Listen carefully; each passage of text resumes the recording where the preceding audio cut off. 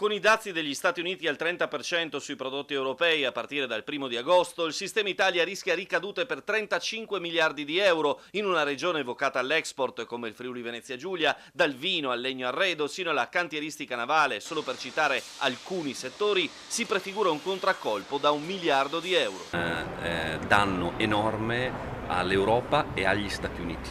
Io tengo a ricordare che l'alleanza tra Europa e Stati Uniti, non soltanto politica ma anche commerciale che c'è sempre stata, ha garantito una crescita importante. Basti vedere banalmente cosa negli ultimi 15 anni e quanto negli ultimi 15 anni sono cresciuti gli Stati Uniti. Evidentemente c'è stato un vantaggio economico enorme per gli Stati Uniti stessi. Quindi dobbiamo continuare a negoziare con l'amministrazione americana in senso responsabile, non avere reazioni isteriche. Tornando alla politica italiana, si parla insistentemente di un incontro a livello di centrodestra nazionale per le regioni che in autunno andranno al voto per scegliere il proprio governatore, con situazioni quanto mai complicate a livello di continuità amministrativa. Di solito tra governatori non ci vediamo per fare il punto sulle elezioni. È chiaro che oggi viviamo per le elezioni che vanno al voto in autunno, viviamo un rischio concreto, cioè quella di far andare in bilancio provvisorio queste regioni, con la scadenza PNRR, ricordo, a giugno del prossimo anno. Quindi bisogna trovare una soluzione, o sia quella di rinviare di qualche mese le elezioni, o sia quello di fare una norma ad hoc per non andare in bilancio provvisorio.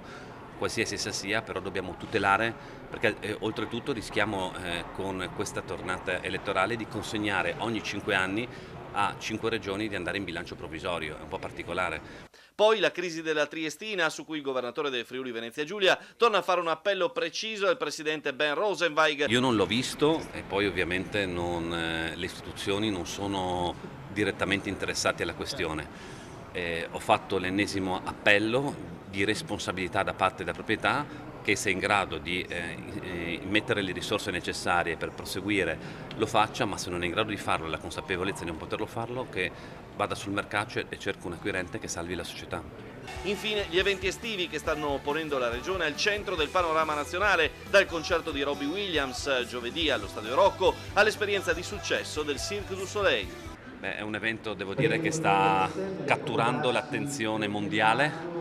Conosco persone veramente che vengono da tutto il mondo per vedere l'unica data italiana di Robbie Williams, che sarà in Friuli Venezia Giulia, che sarà a Trieste, e devo dire che quest'anno con Go25 abbiamo avuto una serie di grandi eventi che ha veramente catturato l'attenzione. Penso sempre nella città di Trieste a Cirque du Soleil, che persone che sono arrivate da tutto il mondo per vedere Cirque du Soleil con un numero di spettatori straordinario. Penso che abbiamo raggiunto Roma e siamo a Trieste.